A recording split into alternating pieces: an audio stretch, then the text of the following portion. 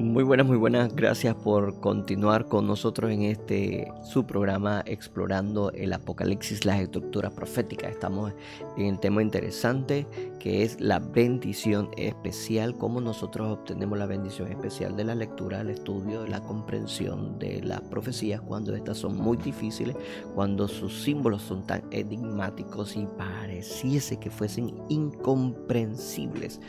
¿Cómo nosotros entonces podemos tener una bendición especial en eso? Pues eso es lo que estamos nosotros estudiando en su programa, y le doy la bienvenida una vez más. El hermano Fernando desde Panamá le saluda, y pues abriendo este espacio para que podamos estudiar juntos. Hoy vamos a hablar de otro personaje interesante. Bueno, son 3 personajes interesantes, y estos personajes son los magos del Oriente, que vamos a leer inmediatamente en la Biblia y posteriormente en el Espíritu de Profecía, para poder entender detalles ahí muy interesantes en ellos que nosotros necesitamos entender, y cómo las profecías nos dan una gran bendición especial, pues reconociendo la bendición que ellos recibieron con el estudio de las mismas. Así que gracias por abrirme sus puertas a través de este programa, y pidiéndole a Dios que sea de una gran bendición. Oremos. Amantísimo Padre que mora en la altura de los cielos, gracias por tu gran amor, gracias por permitirnos hacer este programa y poder estudiar las profecías de una manera sencilla y que a la misma vez sea de gran bendición. Deseamos entonces reconocer cuál es esa bienaventuranza que das incluso en el mismo primer capítulo del libro de la Revelación, el libro de Apocalipsis. Así que deseamos que esta sea sobre nosotros para que nos puedas guardar en el tiempo de la prueba. Ese es nuestro gran deseo en Cristo Jesús. Se lo rogamos. Amén.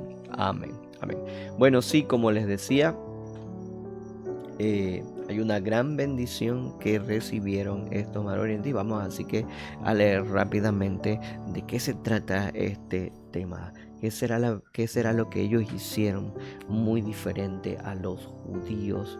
Eso es, tenemos que hacer un contraste primero que nada. Así que vamos a ir a la Biblia rápidamente para leer. Leemos en el libro de Mateo, en el capítulo 2, versículo 1 en adelante, y dice: Después Jesús nació en Belén de Judea, el día del rey Herodes. Unos magos llegaron del oriente a Jerusalén y preguntaron: ¿Dónde está el rey de los judíos que ha nacido? Porque hemos visto su estrella en el oriente y hemos venido a adorarlo. Y al oír esto, el rey Herodes se turbó, y toda Jerusalén con él. Y convocó a todos los principales sacerdotes y a los escribas del pueblo, y les preguntó dónde había de nacer el Cristo. Y ellos le dijeron: en Belén de Judea, porque así está escrito por el profeta: Tú, Belén de Judá, de ningún modo eres menor entre los príncipes de Judá, porque de ti saldrá un guiador que apacentará a mi pueblo Israel. Entonces Herodes llamó en secreto a los magos, indagó de ellos el tiempo exacto en el que había aparecido la estrella. Después lo mandó a Belén y le dijo: Id y averiguad bien por el niño, y cuando lo halléis, hacémoslo saber, para que yo también vaya y le adore. Y ellos, después de oír al rey, se fueron, y la estrella que habían visto en el oriente iba delante de ellos hasta que se detuvo donde estaba el niño. Al ver la estrella, los magos sintieron inmensa alegría. Al entrar en la casa, vieron al niño con María su madre, y postrándose lo adoraron. Entonces abrieron sus tesoros y le ofrecieron dones de oro, incienso y mirra. Y avisados en sueño que no volvieran a Herodes, regresaron a su país por otro camino. Primero que nada, pues lo quiero denotar principalmente que los magos del oriente tenían un conocimiento de que iba a nacer el Mesías. No un profeta, no cualquiera persona importante ni nada por el estilo, sino que iba a nacer el Mesías. Y eso es lo que tenemos que tener en cuenta, porque esto denota que ellos tenían un profundo conocimiento de las profecías, primero que nada. Así que ellos preguntaron: ¿dónde está el rey de los judíos que había nacido? También vemos en esta historia que Herodes dice: llama ahora a los principales sacerdotes del pueblo, ¿no? y le preguntó de dónde había nacer el Cristo, o sea, el ungido, y ellos le dijeron en Belén de Judea, porque así está escrito el profeta. O sea, el conocimiento que había de los sacerdotes también era exacto, era preciso, ¿ok? Entonces no era solamente que los magos estaban siguiendo una estrella, sino que tenían un profundo conocimiento de las escrituras, ¿ok? Y lo segundo es que los principales sacerdotes también tenían un profundo conocimiento de la escritura. No habían reconocido la estrella, pero sí el hecho de que estos magos que habían venido del oriente pues había causado una gran impresión sobre ellos y sobre el pueblo que había escuchado sobre esta historia. Eso tenemos que tenerlo en cuenta, porque vamos a reconocer entonces qué fue lo que hizo diferente de los magos del oriente a los judíos. Pues los magos, hay que reconocer que los magos eran completamente de un pueblo pagano, ¿ok? Y los judíos que vivían donde los oráculos vivientes del Señor habían sido entregados a este pueblo, ellos tenían no solamente la capacidad de reconocer por ser pueblo elegido por Dios, sino también que todo su sistema estaba creado para que le ayudase a reconocer con suma facilidad al Mesías. O sea, que todo su servicio del templo estaba diseñado específicamente para que reconocieran al Cristo. Y también tenían un sistema de enseñanza muy avanzado para su época, y eran muy escrupulosos en esto, porque cada niño tenía que tener un conocimiento perfecto de las escrituras, ¿ok? Porque también cada niño podría haber sido el Mesías y necesitaba estar preparado. Pero ¿cuál es la diferencia que hubo entre uno y el otro? Bueno, vamos a ir reconociendo, vamos a leer un poquitito, vamos a saltarnos al conflicto de los siglos y vamos a ir leyendo sobre los judíos, que cómo actuaban, aunque ellos estudiaban la Biblia. Recuerden, ellos estudiaban la Biblia y tenían gran conocimiento, como lo acabamos de leer.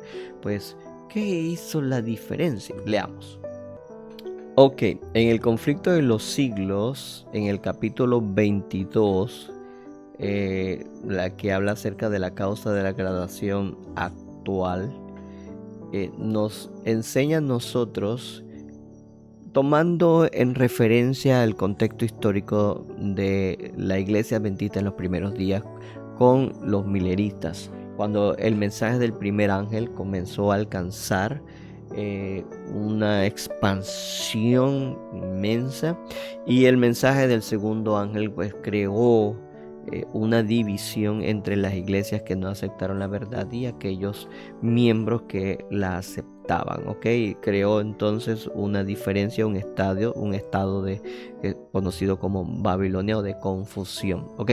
Entonces tenemos que reconocer las características que se daban en aquel entonces, las circunstancias en las que vivieron los pioneros, ¿ok?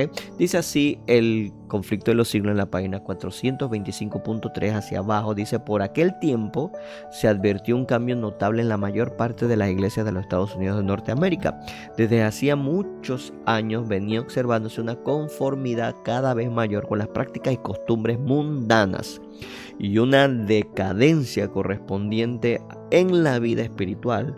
Pero en aquel año se notó repentinamente una decadencia aún más acentuada en casi todas las iglesias del país, aunque nadie parecía capaz de indicar la causa de ella.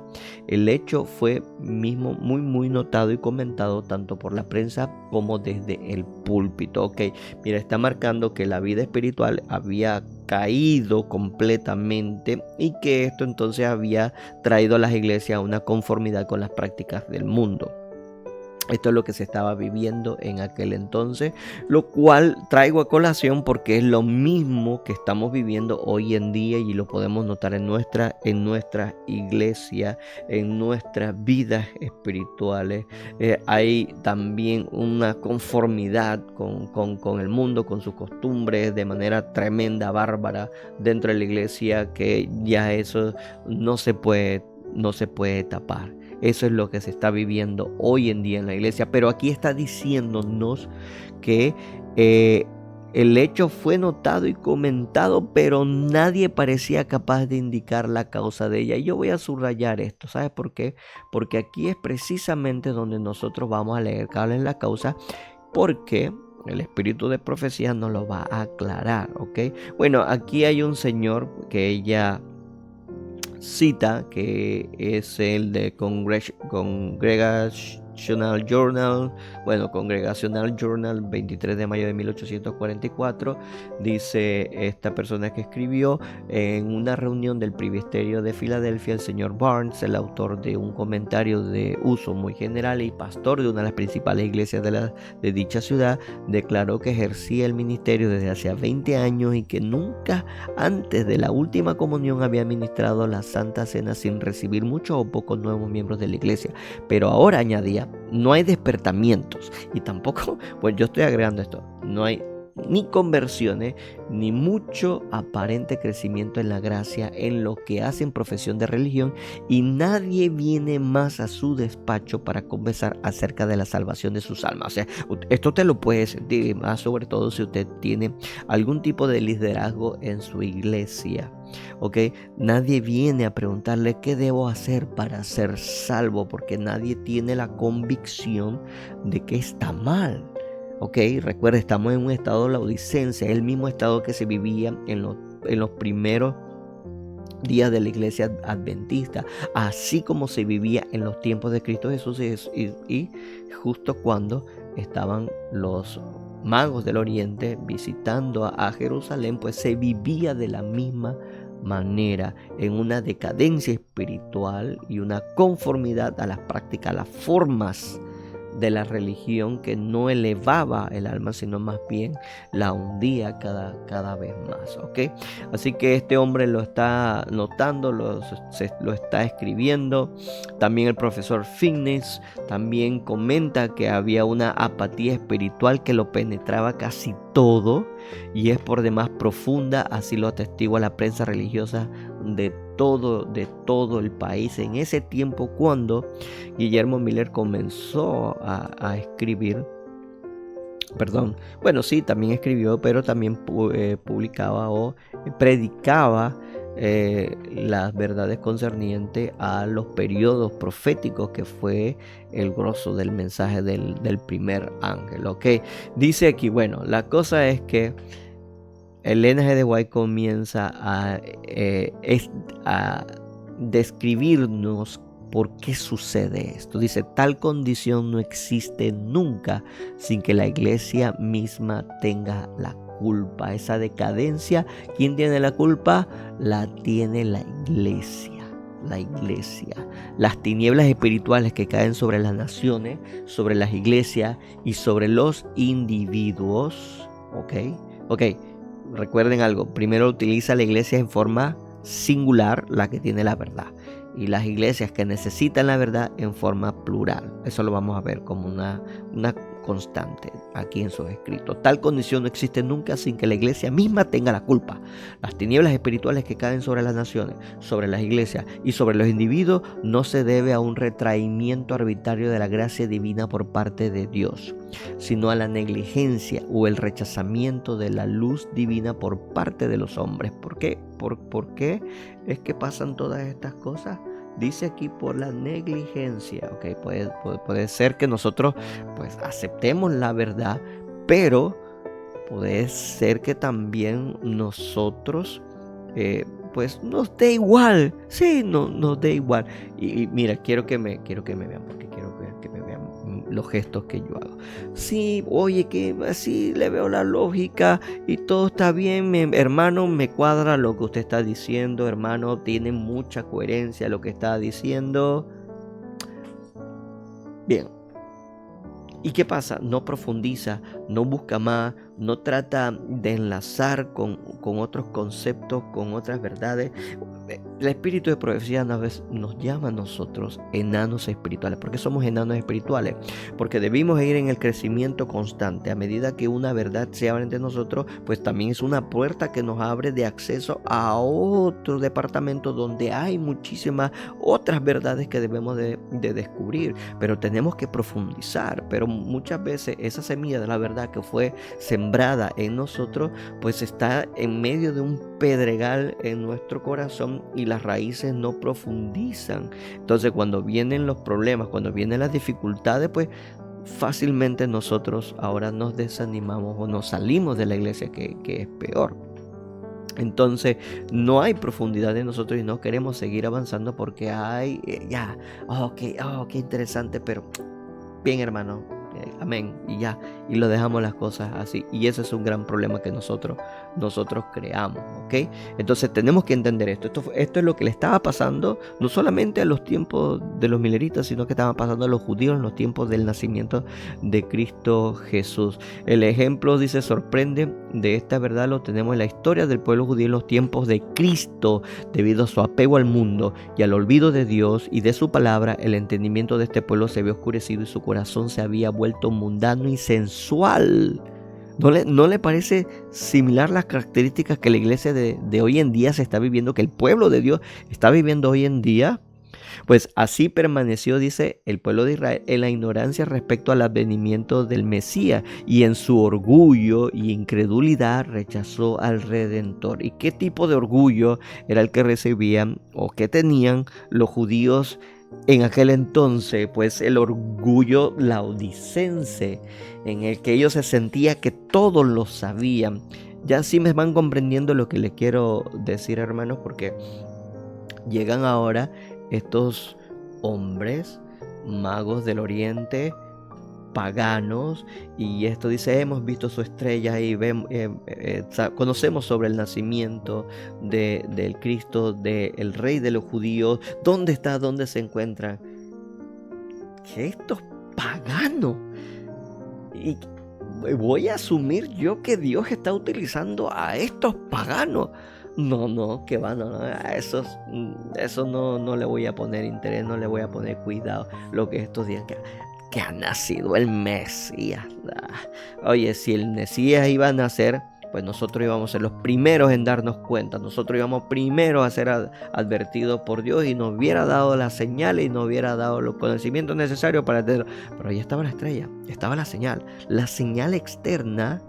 Esto debió haberles indicado que estaba cumpliéndose. Tenemos las señales ahora de Juan el Bautista, en la forma como Zacarías, su padre, había sido advertido en el templo, cuando estaba en el servicio, en el santuario, cuando se le apareció el ángel Gabriel, y había quedado mudo, y cuando su hijo nació y comenzó a hablar. Esta era la evidencia interna que ellos necesitaban reconocer. Pero eran tan orgullosos. Ellos lo sabían todo y Dios los iba a utilizar a ellos primero, antes que a estos paganos. Ese era el problema que existía, y aquí nos lo está enseñando, que no solamente se vivió en aquel entonces, se vivió también en 1844 al inicio de la iglesia adventista, y así mismo va a ser al final de la iglesia adventista, en un orgullo terrible. Pero ni aún entonces Dios privó a la nación judía de conocer o participar en las bendiciones de la salvación. Pero los que rechazaron la verdad perdieron todo deseo de obtener el don del cielo. Ellos habían hecho de la luz tiniebla y de las tinieblas luz, hasta que la luz que había en ellos se volvió tiniebla, y cuán de grandes fueron aquellas tinieblas. Pues ¿sabe cómo Dios nos dice para nuestro tiempo ahora? Pues nos dice, por esa mundanalidad que nosotros vivimos, por esa dualidad de vida que nosotros tenemos, por ser tibios, vamos a ser vomitados de la boca del Señor.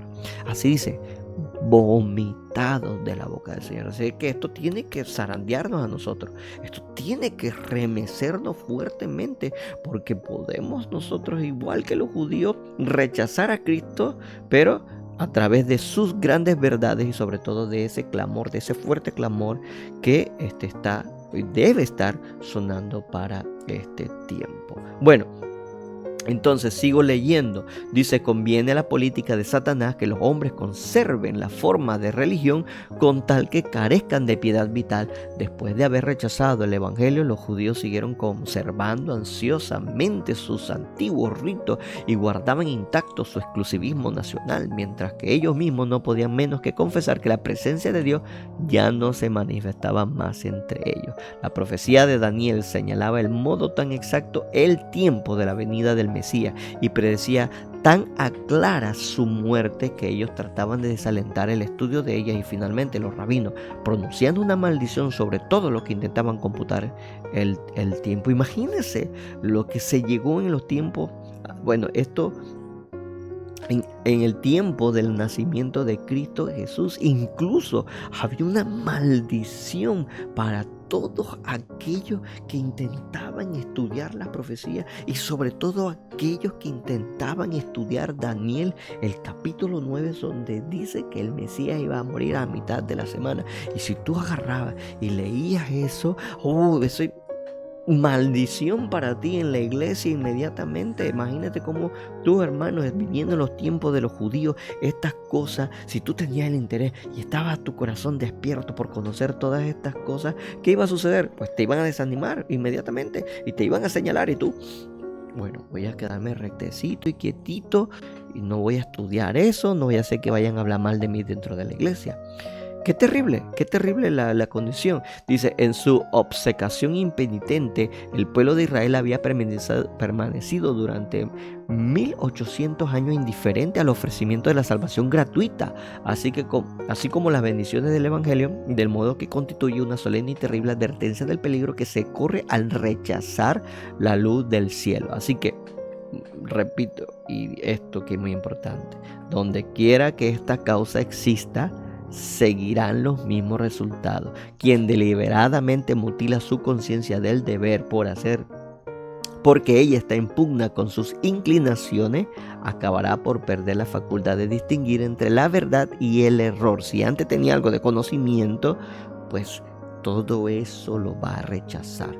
La inteligencia se entenebrece, la conciencia se insensibiliza, el corazón se endurece y el alma se aparta de Dios. Donde se desdeñe o se desprecie la verdad divina, la iglesia se verá envuelta en tiniebla. La fe y el amor se enfriarán y entrarán el desvío y la disensión.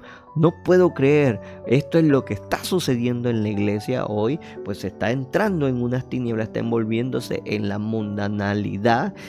La fe y el amor ya no se siente ese calor en la iglesia, en los sermones, en el servicio, no se siente porque se han enfriado completamente. Y dice aquí que entrará entonces el desvío y la disensión, y ya entendemos por qué los pleitos, los problemas, las dificultades, porque unos se creen mayores que otros, precisamente porque existe esta falta de bendición que Dios puede producir a los que estudian las profecías. Los miembros de la iglesia concentrarán entonces su interés y energía en asuntos mundanos, y los pecadores se endurecerán en su impenitencia. Qué terrible condición la que tenían no solamente los judíos, no solamente los protestantes en la época de 1840-1844, cuando se comenzó a predicar el mensaje del primer ángel, sino también hoy en día a los laodicenses. Qué terrible condición. Pero vamos a leer entonces cuál es la diferencia de los judíos. ¿Cuál es la diferencia que tenían los magos del oriente? Vamos a leerlo, ¿ok? Vamos a leer en el deseo de toda la gente. Estamos en el capítulo 6, ahí en la página 41.4. Usted lo puede leer con más detenimiento si gusta, pero lo vamos a leer. Dice que ellos, al salir a buscar la estrella, o sea, no sabían a dónde iban, pero así como Abraham, pues ellos salieron con fe, porque habían leído. Tienen que recordar que ellos habían leído también el Pentateuco, y habían leído, si no me equivoco, creo que está en el libro de Números, si no me equivoco, no quiero andar a eso, pero habían leído lo que Balaán había dicho cuando intentó maldecir al pueblo de Dios. Había bendecido y él habló de la estrella que iba a surgir. Así que esta profecía ellos lo habían estudiado. Vamos a leerlo. Dice: en el oriente abundaban las cosas preciosas y los magos no salieron con las manos vacías. Era costumbre ofrecer presentes como acto de homenaje a los príncipes u otros personajes encumbrados, y los magos llevaban los más ricos dones de la tierra como ofrenda a aquel a quien todas las familias de la tierra iban a ser bendecidas. Era necesario viajar de noche a fin de poder ver la estrella, pero los viajeros pasaban el tiempo repitiendo sus dichos, tradiciones y oráculos proféticos relativos a aquel a quien buscaban. Así que, ¿qué hacían estos hombres? Dice, repitiendo sus dichos tradicionales y oráculos proféticos relativos a quien buscaban. En cada descanso, escuche, en cada descanso escudriñaban las profecías y se afirmaba en ellos la convicción de que eran guiados divinamente. Mientras tenían la estrella por delante como señal externa, tenían la evidencia interna del Espíritu Santo que estaba impresionando sus corazones y les inspiraba esperanza. El viaje, aunque largo, fue para ellos muy feliz. ¿Y cómo habían ellos logrado todo esto? Bueno, mira, aquí más atrasito, al ver esa estrella, dice, esa estrella era un distante grupo resplandeciente de ángeles, pero los sabios lo ignoraban, ¿ok? Sin embargo, tenían la impresión de que la estrella era de especial importancia para ellos. Consultaron a los sacerdotes y filósofos, examinaron los rollos de los antiguos anales. La profecía de Balaam declaraba: saldrá estrella de Jacob y levantaré cetro de Israel.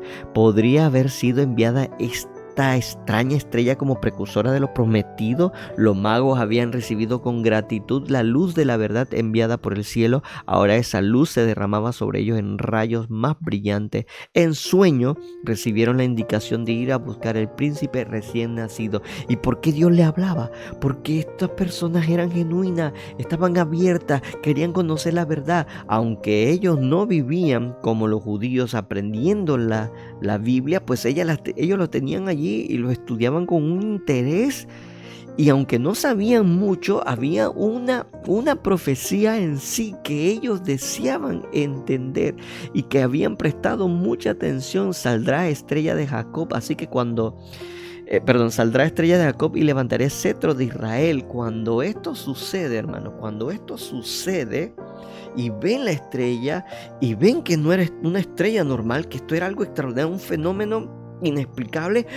Oye, eso nosotros lo leímos, eso está aquí. Comenzaron a revisar, buscar de nuevo, a preguntar, y ahí estaban los anales y comenzaron a leer. ¡Qué interesante! Ve, y así con esa alegría y con ese entusiasmo estudiaban, a diferencia de los judíos, que el que estudiaba le decían, maldito eres. Así que estos, al contrario, tenían la libertad de estudiar, de indagar, de preguntar y de querer seguir investigando para conocer más. Así que cuando ellos salieron, ellos seguían estudiando y seguían repitiendo lo mismo: saldrá estrella de Jacob, cetro de Judá. Entonces ellos sabían que eso estaba en cumplimiento, y así el Espíritu lo iba convenciendo cada vez más y le iba dando esa convicción que lo llevaba adelante. Qué tremendo, qué diferencia hay. Pero, hermano, que su característica sea el de estos magos del oriente. No importa que haya poquito conocimiento, pero si usted tiene el deseo, usted va a incrementarlo, porque el Espíritu Santo le va a ayudar a querer más, a querer más. Así como habíamos escuchado también de la mujer samaritana, tenía un anhelo de conocimiento, y ese anhelo de conocimiento nos abre las puertas a la bendición, y el estudio de las profecías es la manera como la recibimos. Como en los tiempos de los israelitas, cuando sacrificaban un becerro, así recibían la gracia. Pues así nosotros ahora, al abrir las escrituras y sobre todo las profecías, recibimos la gracia redentora, salvadora de Cristo Jesús. Que Dios nos bendiga y nos ayude en esto.